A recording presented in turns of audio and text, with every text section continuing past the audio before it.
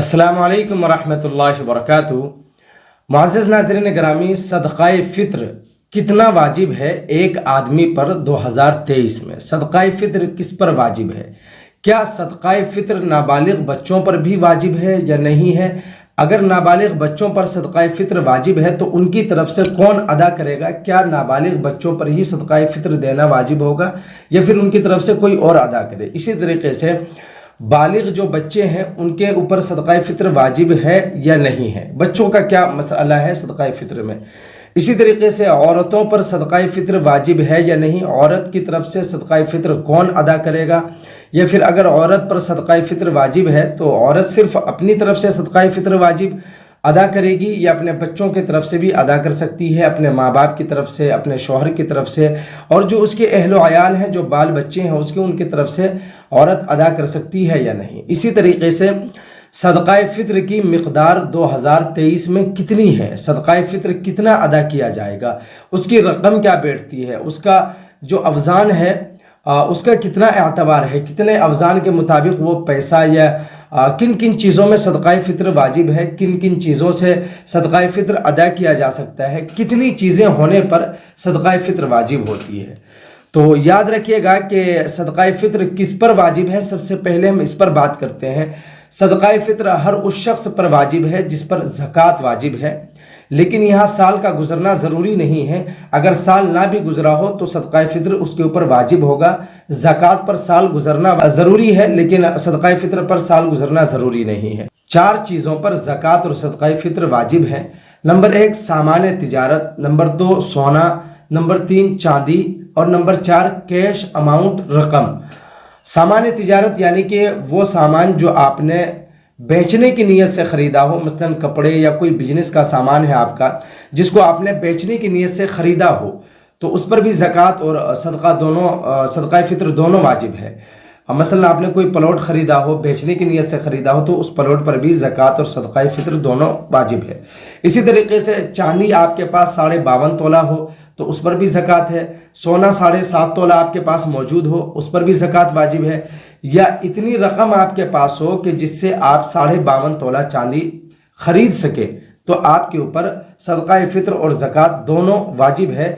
लेकिन इनमें से ज़रूरत का सामान आप निकाल लेंगे कैश अमाउंट वगैरह में से।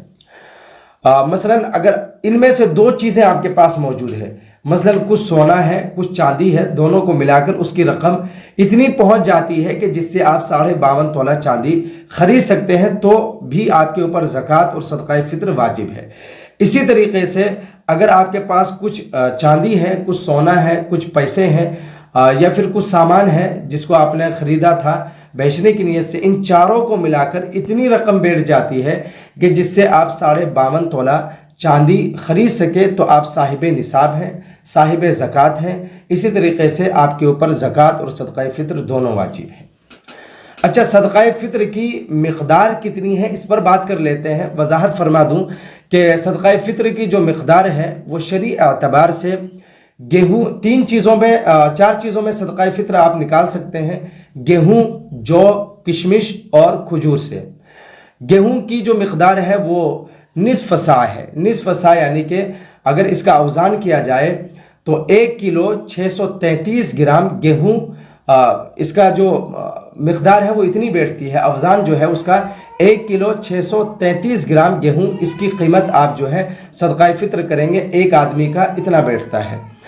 एहतियातन उलमा ने लिखा है कि 2 किलो गेहूँ उसका जो है कीमत जोड़ लें आप, जो मार्केट में चल रहा हो उसकी कीमत आप निकाल लें और वो कीमत जो है आप सदक़ाए फ़ित्र करेंगे। इसी तरीके से जो है खजूर और किशमिश वो 1 सा है, 1 सा जो कि 3 किलो 266 ग्राम है। उलमा ने एहतियातन इसको 3.5 किलो लिखा है। आज के अवज़ान के एतबार से 3.5 किलो आप जो है किशमिश या खजूर या जौ की कीमत लगा लें और उसमें से आप सदक़ाए फ़ित्र दे दें। इससे पहले दे दे अच्छी बात है, दे सकते हैं, सदक़ाए फ़ित्र अदा हो जाएगा, वरना ईद उल फित्र की नमाज से पहले आप इसको अदा कर दें। ये तो एक कंडीशन है।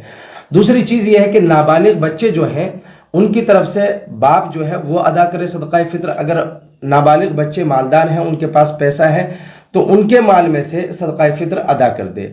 और जो बालिग बच्चे हैं उनकी तरफ से والد پر جو ہے صدقہ فطر واجب نہیں ہے. بچے جو بالغ بچے ہیں وہ خود اپنی طرف سے صدقہ فطر ادا کریں، اور اگر والد بھی کرنا چاہے تو کر سکتا ہے، اس میں کوئی حرج، کوئی قباحت نہیں ہے.